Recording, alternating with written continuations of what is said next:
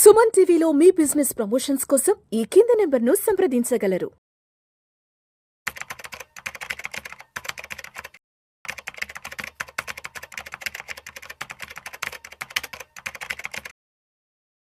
నమస్తే, నేను జీవి సత్యనారాయణ.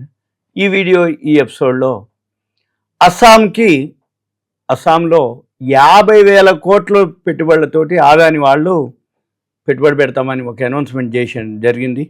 అది ఏందో చూద్దాం. సెవెన్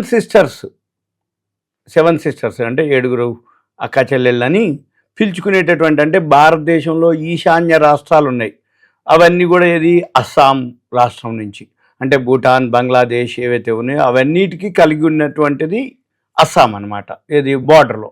అయితే ఆ భూటాన్కి, బంగ్లాదేశ్కి ఏదైతే ఉందో అస్సాం నుంచి అనమాట. అయితే ఈ అస్సాం ఏదైతే ఉందో అక్కడ చీఫ్ మినిస్టర్ ఒక మీటింగ్ పెట్టడం జరిగింది, సమ్మిట్. అక్కడ ఆదాని వాళ్ళు ఒక 50,000 కోట్లు పెట్టుబడి పెట్టడం అనేది చెప్పడం జరిగింది.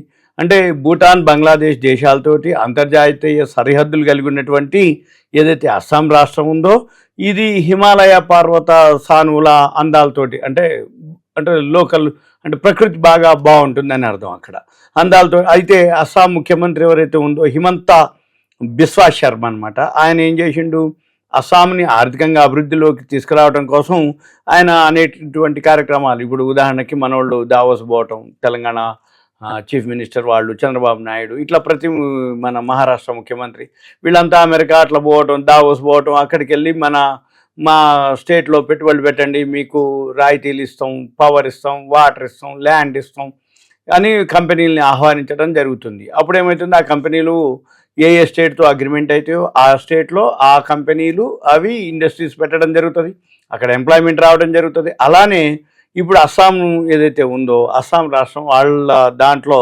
వాళ్ళు ఎవరైతే అస్సాం ముఖ్యమంత్రి ఉన్నాడో హిమంత బిస్వా శర్మ, ఆయన అస్సాంని డెవలప్ చేద్దామని, ఎవరికి వాళ్ళు ఏ స్టేట్ని ఉంటే వాళ్ళు ఆ స్టేట్ని ఆ ముఖ్యమంత్రి డెవలప్ చేయాలి, మిగతా వాళ్ళకంటే ఇంకా మనం ముందుండాలి, ఆ స్టేట్లో ఉన్నటువంటి ఉద్యోగులు అంటే ఎంప్లాయ్మెంట్ ఎక్కువ ఉండాలి, ఉపాధి జరగాలి, గ్రోత్ ఉండాలని ఆశిస్తారు. అట్లే వాళ్ళు ఏదైతే ఉందో ఈ దీంట్లో భాగంగానే అస్సాం ముఖ్యమంత్రి ఫిబ్రవరిలో అడ్వాంటేజ్ అస్సాం అని ఒకటి 2 దాన్ని వ్యాపార సదస్సు అంటే బిజినెస్ సమ్మిట్ని నిర్వహించడం జరిగింది. ఈ బిజినెస్ సమ్మిట్లో వాళ్ళు ఏదైతే ఏ కంపెనీలు అయితే వాళ్ళ రాష్ట్రంలో పెట్టుబడులు పెడితే వాళ్ళు పెట్టుబడులతో ఏంది ఉపాధి అవకాశాలు ఆ రాష్ట్రానికి అందుతాయి అనేది అనమాట. ఎప్పుడైనా అంతే, ఎప్పుడైతే పెట్టుబడులు పెట్టి కంపెనీలు వస్తాయో ఆ రాష్ట్రంలో ఉన్నటువంటి ఉద్యోగ అవకాశాలు, ఉపాధి అవకాశాలు మెరుగుపడతాయి. దాంతో ఏంది వ్యాపారవేత్తలు ఎవరైతే బిజినెస్, ఇప్పుడు రిలయన్స్ అనుకోండి, టాటా అనుకోండి, బిర్లాల్ అనుకోండి, సుందరం అనుకోండి, ఆదాని అనుకోండి, ఎవరైతే కంపెనీలు ఉన్నాయో వరల్డ్ కంపెనీలు ఉంటాయి, ఇవి ఏవైతే ఎంఎన్సీ కంపెనీ వాళ్ళందరినీ వీళ్ళు పిలవడం జరుగుతుంది. వాళ్ళందరికీ ఇచ్చిన తర్వాత సమ్మిట్లు పెడతారు. సమ్మిట్లు పెట్టినాక ఒక్కొక్కటి ఏంటిది, ఆ సమ్మిట్లో డిస్కషన్ జరుగుతాయి. ప్రొడక్ట్ ఏంటిది, సర్వీస్ ఏంటిది, లేదు ఎంత ఇన్వెస్ట్మెంటు, రాబోయే రోజుల్లో ఎంతవరకు, దానికి సంబంధించినటువంటివి ట్యాక్స్ ఎగ్జిబిషన్స్ కానీ, రాయితీలు ఇవ్వాలన్నా, ఎంత ఇవ్వాలి, ఎప్పటి వరకు ఇవ్వాలి, ఇవన్నీ కూడా ఆ సమ్మిట్లో డిస్కస్ చేయడం జరుగుతుంది.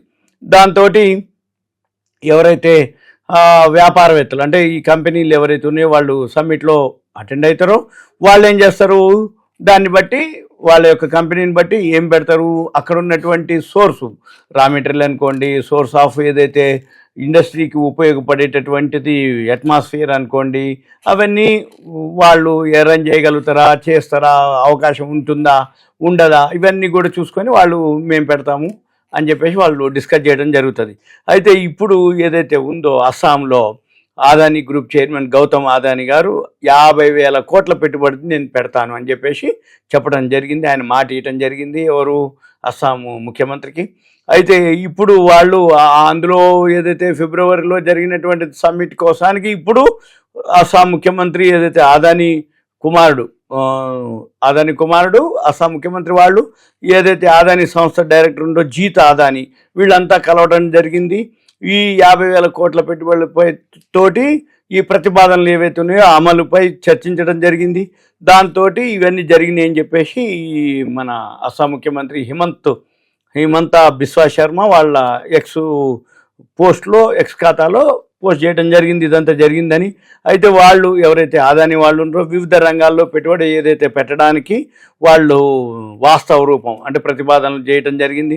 అవన్నీ కూడా వాస్తవ రూపం జరుగుతాయని చెప్పేసి శర్మ గారు చెప్పడం జరిగింది. అయితే ఈ ఆదాని ఏదైతే అడ్వాంటేజ్ అస్సాం 2లో ఆదాని గ్రూప్ 50,000 ఏదైతే పెడతామని ప్రకటించడం జరిగిందో దాంతో ఏదైతే డిస్కషన్లు జరిగినాయో అంటే దాంట్లో ఏమేమి పెడతారు, ఏరో సిటీ, హోటళ్ళు, సిమెంట్ ప్లాంట్, ఏవైతే కీలకమైనటువంటి మౌలిక సదుపాయాలకు సంబంధించినటువంటి ప్రాజెక్టుల్ని అభివృద్ధి చేయడంలో వీళ్ళు పెట్టుబడులు పెడతాము అని చెప్పేసి వాళ్ళు అవగాహన ఒప్పందం ఎంఓయు మెమోరాండమ్ ఆఫ్ అండర్స్టాండింగ్ ఎంఓయులు కుదుర్చుకోవడం జరిగింది.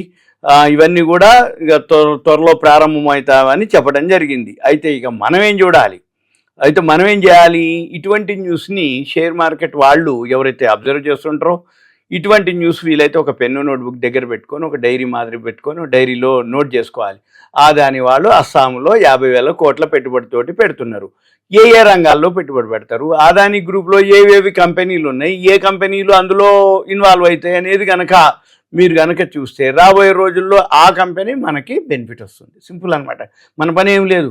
ఏదైతే కరెంట్ అఫైర్స్ మార్కెట్లో ఏవైతే షేర్ మార్కెట్ రిలేటెడ్ పొలిటికల్ అనుకోండి, లేకపోతే క్యాబినెట్ అప్రూవల్ అనుకోండి, లేకపోతే ఒక కంపెనీ ఒక రాష్ట్రంతో ఒక ఎంఓయు కుదుర్చుకుంది అనుకోండి, ఏదైతే ఆ న్యూస్ ఏ కంపెనీకి వర్తిస్తుంది, ఏ ఇండస్ట్రీకి వర్తిస్తుంది, ఆ ఇండస్ట్రీలో ఆ కంపెనీలకు సంబంధించినటువంటి ఏదైతే బెనిఫిట్స్ ఉన్నాయో అవి ఆ కంపెనీకి రాబోయే రోజుల్లో ఉంటుంది అనేది అర్థం.